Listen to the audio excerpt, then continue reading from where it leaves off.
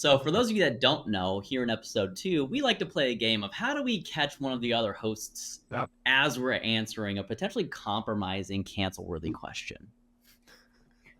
Who are you voting for, Brandon?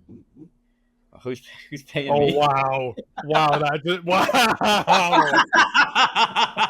Hot out of the gates. That just clicked really well right there, Brandon. Oh, man. Oh, He's playing the politician game. That's right. Who's paying me the best? yeah. Listen, all right. Well, hey, let's go, Brandon. It's your turn, buddy. Oh. All right. Welcome to episode 2, where we're going to be talking about how do we provide value to people in 2024. So, I mean, it's actually interesting, the idea of providing value, and then the fun political banter that we're kind of going through there. Yeah, I'd really love to ask the candidates how they provide value, like actually, not some bullshit that they just say. They definitely they'll go circular. Well, I think that's why reform is necessary. Yeah, buddy, but what reform? Tell me more. Yeah. How? I think gone are the days where they actually give you the mechanics of how they're going to do it. They just tell you what you want to hear and run you in circles until you forget what the question was. And so hopefully this is not that kind of episode, where it's just a bunch of circular BS that's all conceptual. And I think that we're all agreed that we're here to definitely give some more applied insights versus the overly academic stuff. So, I mean, Steve, you mentioned something in last episode. So for those of you that haven't heard that yet, go catch that. But, you mentioned the academic world. And I think that might be a great place for us to maybe dig into some of this stuff in terms of, when we think about giving value, do you need a degree in 2024 to provide value and be a valuable person for whatever it is that you're doing? So I'd love to, throw it over to you first and hear your thoughts on what you think. There's my thoughts. You said no. Like you're refuting my past, or you're refuting an academic degree is necessary? So, I mean, is it the answer, if it's a yes and no answer, is a degree necessary to provide value in 2024? The answer is no. But asterisks on this one, okay, in parentheses, I do think that going through the process of getting a degree, or schooling at the very least, is a valuable experience for most people. And if you've not gone and done, I don't think you have the right to necessarily say going through institutional education, blah, blah, blah, blah, blah, is BS or one of the other things that you hear. So I'm happy I went to 2 years of school and I got things and value out of those 2 years of school. But on the other side of it, I also can see where if I had continued to go to school, paying off that debt would be something that was frustrating to me. So, because I do think in today's day and age, there's a lot of different ways to gain knowledge, and not just experiential knowledge where you're using your hands, but just to truly learn things that are legitimate and have been studied and have peer reviews and have all of those things that are necessary to make sure that we're learning the right things, because there's a lot of BS that's floating around out there. So there's my slightly longer winded answer on that. All right. No, I think that definitely encapsulates, and definitely, you're a great testament to what you've built with your business franchises and your own professional experience, and even your Super Bowl ad, which I'm sure we'll get into at some point. But yeah, I would agree with that. Brandon, what's your perspective? Do you need a degree to be valuable in 2024? Is that where you've made most of your money, is related to dietetics? For dietetics, I mean, we're still working on that process, but yeah, kind of what Steve was saying too. I was in the same boat because my first degree, I got a marketing degree, but I don't feel like I really learned much about the actual skills, hard skills with marketing. I felt like I learned that while I was working, but the skills I did learn were how to build relationships with people, and I guess essentially network, if that's the word to use. And yeah, a lot of the connections that I made from going to school I ended up becoming really good. Um, I guess a big reason why I am able to DJ as they to the volume that I do today, and it's all because I went to school. I didn't go to school for DJing, but all the opportunities came because I did go to school.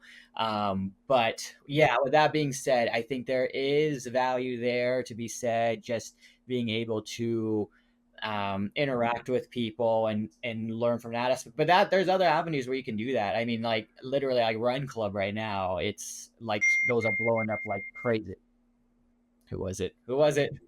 I'm on Do Not Disturb. Oh yeah, Uh, mine's on shirt too. So but yeah, like Well, it just wasn't mine because my it Apple was stuff mine. isn't connected to my Mine computer. pinged. Yeah, mine pinged. uh but yeah, and so it is there is value there. It just with it depends on the direction you want to go. For myself with dietetics, that's not something that I could just decide to become a dietitian and be like, all right, well, I don't need school. It's was something like that, and I make that argument too with like if you want to go into engineering, if you want to go into medical field where it's like, oh, I can't just become a doctor, I don't need to go to school. It's like, well, the boards would beg to differ. Good luck. But with all that to be said, I think it is you make what you get what you put into it with school, but it's not to say that it's the only way to come out and be successful. And especially now, yeah, with 2024, especially how much it's costing on average for students to go. So it really just depends on what your goals are, what direction you want to go career wise. Again, all from my perspective. I mean, even in my first when I first went to college first time, I think it was my junior year, I was doing public speaking, and the second speech I gave in public speaking was college isn't for everyone. And I was like, yeah, it's kind of ironic, but it's kind of true. And everyone in that class would have had a background. It could have been a communications major, it could have been a business major. There were some medical students in there or pre-med students in there. So that class, it was speaking to whoever it was speaking to. But if you're a med student, it's like, oh no, I'm Hmm. not becoming a physician's assistant for by not going to school. So with my perspective though, I'm grateful that I had the opportunity to go because again, yeah, I wouldn't be able to probably be DJing still to this day for like there was like a small up and coming artist named Taylor Swift. I got to DJ for one of her concerts, and so it was because of a connection I made while I was at school. So stuff like that's kind of cool to be able to look back at. And I even joke that I'm like, I think I got like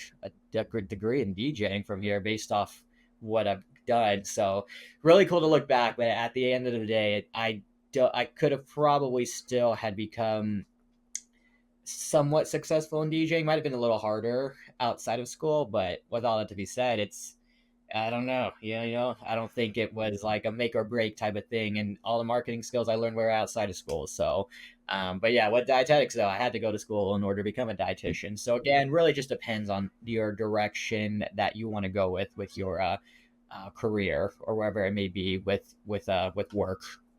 Yeah, no, I would agree. And there are definitely things that when you think about a doctor, you would hope that they have an education. When you think about other soft skills that are more related, like marketing, I would consider more of a soft skill thing. I would consider maybe lawyering, right? Law school. I think that that's probably a hard skill because there's such a vast amount of information. Being an accountant, do you need a CPA? Maybe not, but I think that it definitely allows people a different depth of understanding a lot of the foundational elements that you just don't get when you're on the job. Because you're going to get, and this is why I think, hands down, as someone that's spent way too much money on over like 70 different certifications and working on a doctorate, I wouldn't go and pursue the same thing that I'm doing right now. With that said, I'm kind of in the same boat as Brandon in that like the relationships and the things that you accumulate along the way, but you can get those from any institution, whether it's like an organization. Um, but I would have gone back and I would have hired a mentor and I would have spent maybe a fraction of the cost. I would have maybe hired a coach a lot sooner for my own fitness journey and like helping me navigate a lot of that stuff. I would have hired professionals that are currently in the trenches that I really respected and had the values that I really appreciated and aligned with out of the gate. Um, but I think that again, it's highly contextual. If you want to go be a great employee, education might be a really good thing for some people because it gives you a unique skill, like it gives you a training and a skill set that you can come in and immediately provide a little more value that if you have minimal experience, you might not be able to give. And so you're going to throw yourself at the mercy of someone and be like, hey, I need some development. I'm willing to give you all the effort that I have, but I have no skill set. And so that's a very different conversation as an employer and having hired, and built teams. Like I would actually, as a training manager, I would only hire one person at a time that I thought would be a project. Maybe they had all the personality traits. Maybe they were just electric on the floor and like they were just a good, great person. I would only take one and I would keep them on for like 3 months. And then I would hire, another potential like developmental opportunity or project. But I think that teams that hire too many people that are either similar because they like them or they're great people, I think they really do open themselves up to potential catastrophe. Because now you have to develop all these people. And especially in the entrepreneurial world, if you're trying to drive towards a goal and you're constantly looking at the people behind you, like that's where, the people in the profits conversation, you're not going to have any margin necessary to pay those people if they're not delivering that value. So, I think it really just depends when we talk about what do you want to be known for and how do we give value. I think that one of the most fulfilling things for me is making and kind of helping people achieve the next professional level. I don't like to coach clients much anymore. Do I still coach? Absolutely. I think that it's imperative that people that are teaching a skill set are still involved in that thing. Imagine being a business professor at a college and it's been 30 years since you've had a business. Well, AI is about to uproot that entire industry and change how we do things. So, you have to keep your fingers in the work, but maybe that's not the majority of what you do. Maybe at that point, as you give value, you're going to elevate your ability to give value, which means that you probably need to condense who you're giving it to because you can't help everyone, unfortunately, at the same time. So the great mark of a leader, as I kind of wrap up my segment here, is like your quality as a leader is basically derived from your ability to create more leaders, right? Your quality as a coach is your ability to generate more results. So then how do those two things naturally evolve? And this is why I think a lot of people in the education space that aren't necessarily teachers, they go from doing the skill to now building a business. Should they necessarily be the people teaching it? No, I don't think so because they're not formally educated. Like they know a lot of things and methods that seem to work, but do they have the foundational knowledge? Not necessarily, which means that they need to hire people that are going to be better than them. And I think a lot of people really struggle with that. So just something to keep in mind of like, what is it that you're actually trying to do when you're giving value and who do you need to have around you to do that? I think that that's probably the best way to deliver value in 2024 is have the right people in your stack, you know? So, So as you were talking, I'm just kind of like, oh, you know what? I'm curious. Like for my brain, mm, what does the average high school versus college graduate? What's the difference? All the things, and a mm, and a quote came up here, and it seems to be referenced by something that looks like it might be real and reasonable in some research, but there's been no further investigating done. So this might be complete bullshit. I don't know. I googled it, and we're listening to the internet right now, but under the assumption that this is factual, that's kind of this conversation. And there's going to be a lot of assumptions in there. It goes over the lifetime of somebody who has had a college or has further education above and beyond high school, you will earn $1 million more. That's what they're saying. So 1 million more over a lifetime than someone with only a high school diploma or less is the earnings potential. There's questions, and I'm like, oh, do you work for those extra 4 years? Are you giving up 4 years of time, the cost of time, like invest it? Like there's all those things that I'm just kind of mhm, curious about in there that it obviously isn't answering. But nonetheless, when I look at that, I'm like, huh, so you're looking at 4 to 5 years of time. Let's say 4 years on average, you go through college. You're going to earn $1 million more. Now you're going to pay out somewhere from, it obviously doesn't say, are you going for master's, your doctorate? It doesn't talk about any of those things. And school costs range. But I remember when I went to school, the actual price was somewhere around like $35,000 a year. So that feels like a good middle of the road price today. I know that you guys have spent way more than that, but so it's kind of Mhm. like, all right, would I spend $140,000 to make a million over my lifetime? My answer is no. When I look at it in that exact lens, because you're going to work for 40-ish years, assuming you start work around 25 and you retire at 65. So round numbers. So for 40 years, $1 million extra after spending that 140. So let's say 860,000. This is all simple math. So there's no, we're not talking about interest rates on loans and all of these things. But at the end of the day, it's like, oh, you're going to earn around an extra $20,000 a year, Mhm. is what that math is saying. A little bit over 21,000 and change, I believe. I feel like I could go and watch a few YouTube videos, find the right people to follow on Instagram, and educate myself with what's available to me to find an extra $20,000 a year that I can then go make work harder Right. doing other things. And Okay. again, this I made great relationships in college. I would never give those up. I had great experience living not at home. I don't want to give that up. But when I look at it from a dollars and cents point of view, Okay. based off of this random thing that was found, I don't think spending that money and time to make an extra million off of that makes sense because there's other ways to go earn money. Now, are you going to go find those other ways? Are you going to do the work? All those things that comes into question. And Okay. I'm saying on average, based upon what I'm assuming here, people don't do those things. So that's where they're missing out. But I can point you in a direction of a $4,000 course that can earn you $2,000 a day if you're interested, but you have to be motivated to go do the thing and learn the skill that so far after me doing it for 7 months, I'm starting to kind of become profitable, but I got a long ways to go until I'm good. Right. So that's Okay. kind of just the random internet search to see what came up. Yeah, I mean, having done obviously having built a curriculum and hopefully having it be valuable for the last group, we definitely did some market research and we found that is about a $10,000 in addition. The average person with a high school diploma will earn somewhere in the mid 40s, high 50s with a bachelor's. The interesting part was that there was a diminishing return going from a bachelor's to a master's. I think it was like 5 grand maybe. But the interesting part beyond that was that when you went from a master's to a doctorate, you actually saw a 40% jump. So a lot of that is just like, again, where do you want to be a terminal subject matter expert? And I think that you hit it beautifully, Steve, in that, it's not necessarily what you learn. It's more like along the lines of how you leverage it.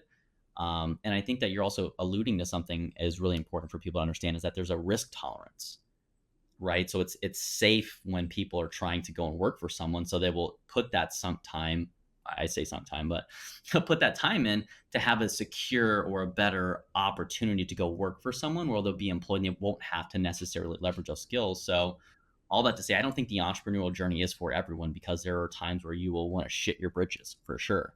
Like you don't know if you're going to make a dollar every day, and some people aren't equipped for that, especially when I think about, relationships that I've had in the past and some partners that I've seen, been with, like they were highly risk averse and they weren't about that life whatsoever. So, I think ultimately figuring out like how much are you willing to risk and how much do you want to earn? Um, I have a 10-year goal for $15 million. And so like, how do we make that a thing? And that's not something that I could do at a company. Is it something I need a doctorate for? Probably not. And so I think I wouldn't have had matured had I not had those experiences and had I learned for myself that it's not about learning everything you can before you get started. I think it's finding the right people to help you get started and just nudging you forward and keeping you on the right tracks. But Brandon, I mean, what are your thoughts? Obviously you're still in school and you're like, well, not still in school, but you're wrapping up um your dietetic stuff. Like, what do you think about having invest that time in that? Yeah, and kind of going back even to those statistics too, and this is something even my dad kind of brought up to me a few years ago because I actually considered dropping out. I think 2 years in, like, oh, I don't know, do this. There is also, I don't think that's whatever that study is takes into account, discipline and all that aspect as well, because there is I have to assume there's a some sort of drive even to say, oh, okay, I'll go to college. I remember some kids in my junior year of high school even being like, yeah, I'm already on track to just do community college, and even then, it'd be Mhm. super interesting to even see that what like that percentage of track and there. So that's where you can go over all over you with the Mhm. data on that. Like, what's the correlation between dedication and determination and all that aspect with people who do this keep wanting to go and get their doctorates. They have a bit more of a motivation or more motivation, more of a drive to be successful. Even, I mean, that master's one even made a little bit more sense with how many people I've heard that some of their employers are even like, oh, you get a free master's or I'll pay like 75% Mhm. of your master's. So it's like, all right, I might as Yeah. well type of mentality that almost falls back Yeah. into that employee type mentality. And so, but yeah, even in that, it's interesting too with the dietetics field. I actually, when Mhm. I went back, I think I was 25, 26, and I was Mhm. like super insecure. I'm like, I'm going to be in a lab with 10 kids. I was like the 10th or whatever. Um, Mm. and it's gonna be like, oh, I'm old, I'm gonna be with a bunch of kids, and I didn't realize though that this field, it's a lot of second career changes, or a lot of people that just because there wasn't much awareness behind it. And it was interesting too because it's almost like a stereotype in the dietetics field where they say yeah, so you probably all are type A type of personalities to some degree because you probably wouldn't be doing dietetics if that wasn't the case. And it was a weird thing I kept hearing from all the professors. I'm like, is that a stereotype? I guess so. I guess like when I'm looking at it, everyone's backgrounds were like, oh, I was one of my friends, she was a doula, and then she became, now she's a dietitian for UFC in Vegas. Another one of my friends, she was went to NAU, and I got a background in exercise science and is a personal trainer, and she absolutely loves it. And she's had conversations about trying to incorporate nutrition into their programs and stuff. So there is a type of personality when it comes to dietetics, which again kind of is that drive. And a lot of dietitians too that I've talked to are either striving for which was a goal of mine, was to work with a professional sports team, or a lot of them end up going into the opening up their own practice, which essentially is owning their own business. So it is interesting to see how my life and life experiences have also kind of gravitate in that direction where I'm like, oh, I guess this actually does line up with my values and my beliefs and everything when it comes around school. Ironically, as I had a speech about like, oh, school might not be for everyone, so I'm going to go get another bachelor's.